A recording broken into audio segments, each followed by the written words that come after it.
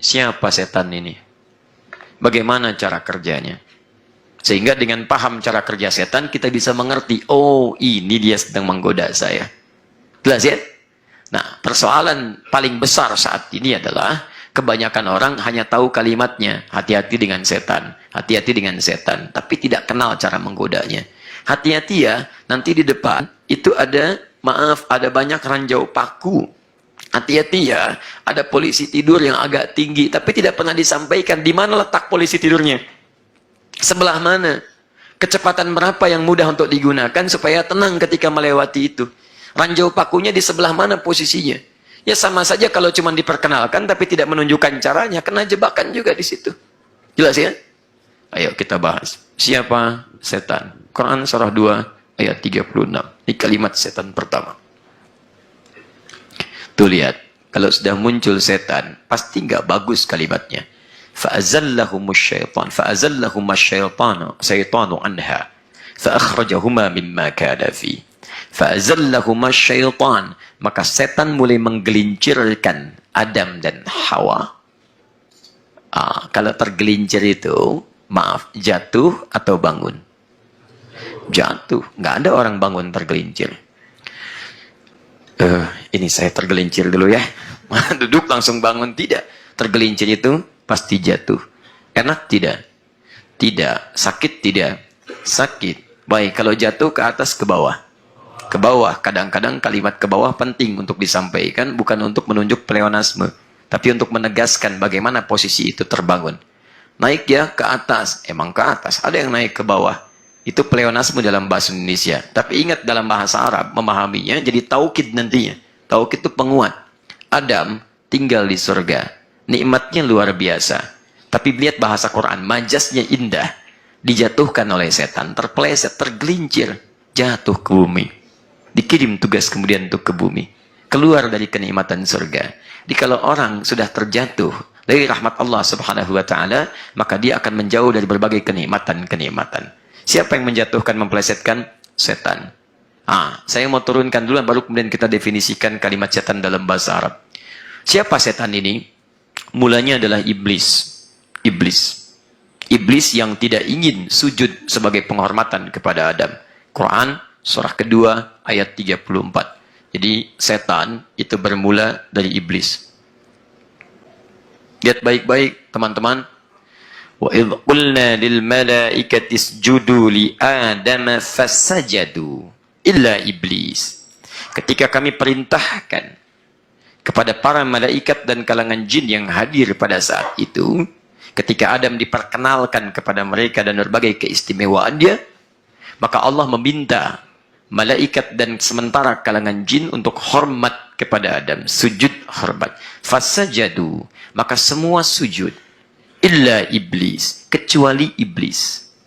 Semua sujud kecuali iblis. Aba wastakbara wa kana minal kafirin. Aba, dia enggan. Aba itu penolakan yang tidak menyenangkan. Tidak menyenangkan.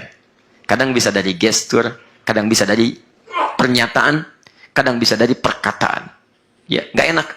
Kan ada orang yang menolak dengan gestur, dia nggak bicara, tapi gesturnya menunjukkan penolakan yang tidak menyenangkan. Pak, habis ini kita sarapan, nanti kami undang. Gitu kan? Nggak enak ya? Ada yang langsung dengan pernyataan. Ya, kadang-kadang mohon maaf, ada yang tidak menyenangkan dan sebagainya. Baik, ini aba. Dia enggan dengan respon yang tidak menyenangkan. Apa respon yang tidak menyenangkan? Istakbar, angkuh. Terlihat angkuh dia dari gesturnya, dari macam-macamnya. Wa kana minal kafirin, termasuk yang terhalang dia dari petunjuk Allah Subhanahu wa taala saat itu. Saya teruskan dulu. Siapa iblis ini? Turunkan lagi. Setan bermula dari iblis. Iblis itu siapa? Baik teman-teman, dijawab di Quran surah 18 ayat ke-50. Nah, pembuka Quran surah ke-18 ayat 50 ini sama dengan Quran surah kedua ayat 34. Hanya di ayat 34 menjelaskan karakteristik sikap dan sifatnya. Di ayat ke-50 Quran surah 18 menunjukkan siapa hakikat iblis ini. Perhatikan kalimatnya. Anda mesti ketahui dulu supaya kita mudah nanti untuk bisa menjegal berbagai tipu daya yang ditujukan kepada kita. Wa idh qulna lil malaikati isjudu li Adam fasajadu illa iblis. Sama dengan yang tadi. Dan ingatlah ketika kami firmankan pada para malaikat dan kalangan sementara jin yang hadir pada saat perkenalan Adam itu, dan menunjukkan keistimewaan dan fungsi tugasnya. Lihat kalimatnya. Kami mintakan semua untuk sujud. Hormat kepada Adam. Semua hormat sujud. Illa iblis. Kecuali iblis. Siapa iblis ini? Kana minal jinni fafasaqa an amri rabbi. Satu. Lihat baik-baik ya. Ini intinya. Kana minal jinni.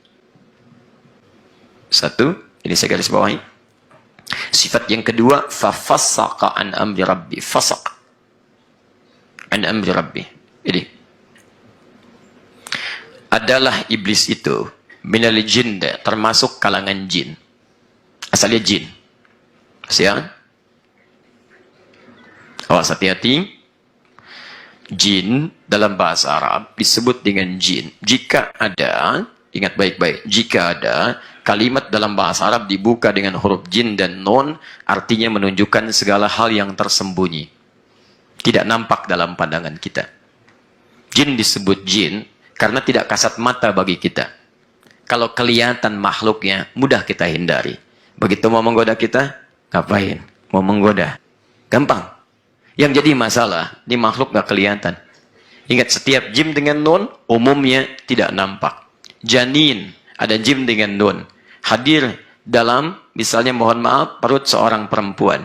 Kenapa disebut janin? Karena setiap fase pertumbuhannya tidak langsung nampak dalam pandangan kita.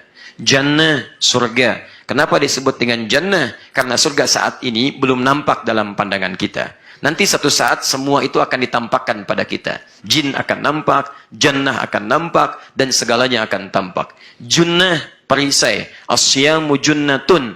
Puasa itu menghadirkan perisai. Kenapa perisainya tidak disebut dengan kalimat lain, tapi menggunakan kalimat junnah? Kenapa tidak haddun? Kenapa tidak hijabun, tapi menggunakan junnah? Karena junnah itu tak nampak dalam pandangan kita.